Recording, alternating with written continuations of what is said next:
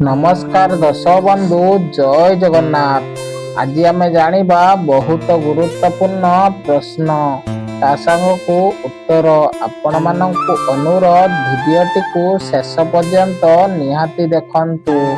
आजिर प्रश्नटी हेउछि केउ परिबा को जूस करी सकाळ पीले शरीर रु विषाक्त पदार्थ बाहर कर दिए। दर्शक बंधु ऑप्शन गुड़िका हेउछि ऑप्शन ए लाउ, ऑप्शन बी आलू, ऑप्शन सी भेंडी, ऑप्शन डी मूला।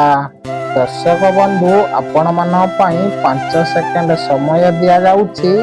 एहार उत्तर जदि जानिछंती कमेंट करि दियंतु।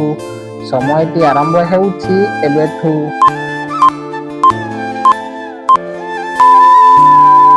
दर्शक बंधु समयटी शेष हो सारी। एहार सठिक उत्तरटी कौन रही देखिबा।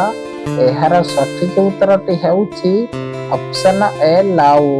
लाउ परिबा को जूस करी सकाळ पीले शरीर रु विषाक्त पदार्थ बाहर कर दिए। आदिर परवर्ती प्रश्न, अदा सहित कौन मिसाई पीले मुंडबिंदा तुरंत भल हो जाए। दर्शक बंधु ऑप्शन गुड़िक हेउछि ऑप्शन ए महू, ऑप्शन बी अदा, ऑप्शन सी दही, ऑप्शन डी आक्रोश।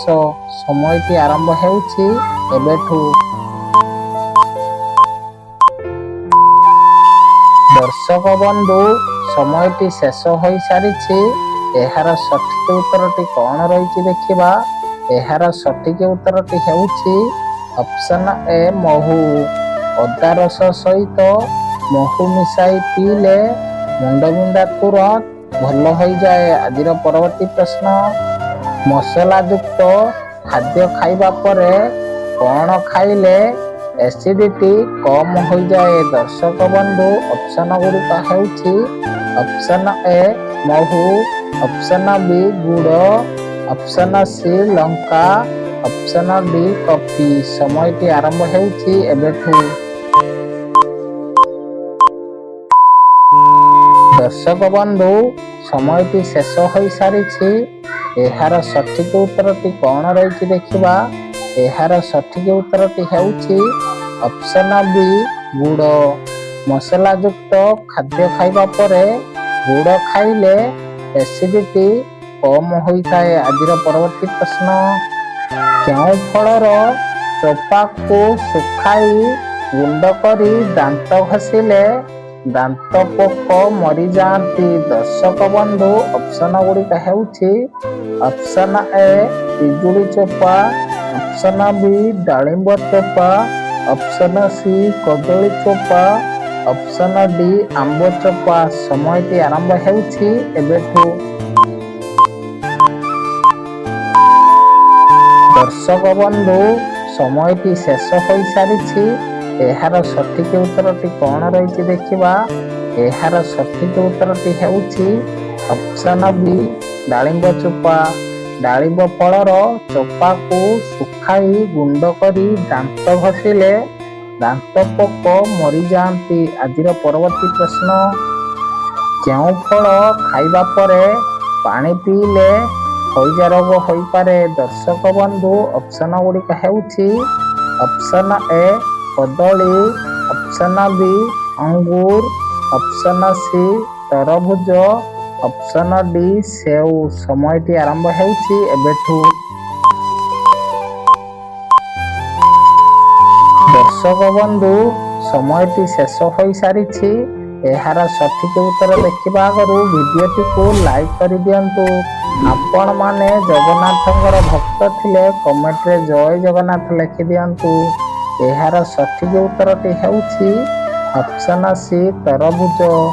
तरबुज फल खाइबा परे पानी पीले हईजा रोग होई पारे। आजिर परवर्ती प्रश्न, केउ परिबा कंचा खाइले किडनी स्टोन हेबार आशंका दूर हुए। दर्शक बंधु ऑप्शन गुड़िक हेउछि option A tomato, option B आलू, ऑप्शन सी काकुड़ी, ऑप्शन डी मूला। समयटी आरंभ हेउछि एबेठु।